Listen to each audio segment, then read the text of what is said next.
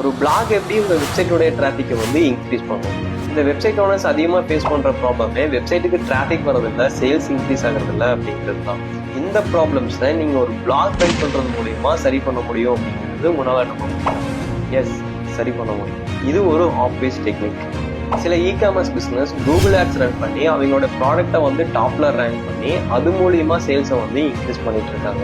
இந்த strategy work ஆகும். But இது லாங் டேர்ம் ஒர்க் ஆகுமான்னு கேட்டா இட்ஸ் நாட் பாசிபிள். உங்க பிசினஸ்க்கு நீங்க ஆர்கானிக்கா டிராபிக் கொண்டு வந்தாமா லாங் டேர்முக்கு உங்க பிசினஸோட சேல்ஸ் அண்ட் ட்ரஸ்ட் வந்து இன்க்ரீஸ் ஆகும். பீப்புள் உங்க வெப்சைட் மேல ட்ரஸ்ட் வச்சுட்டாங்கன்னாவே லாங் டேர்முக்கு உங்க பிசினஸ் வந்து நடந்துட்டே தான் இருக்கும்.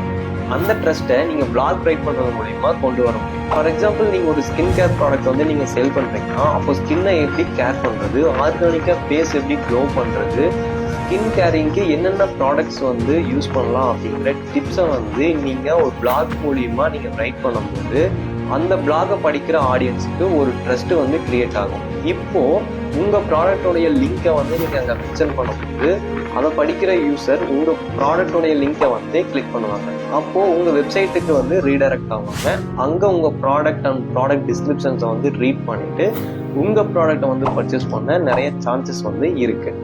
இதனால உங்களுக்கு ட்ரஸ்ட்டும் இன்க்ரீஸ் ஆகும், டிராஃபிக்கும் இன்க்ரீஸ் ஆகும், சேல்ஸும் இன்க்ரீஸ் ஆகும். ஸோ ட்ரை பண்ணி பாருங்க.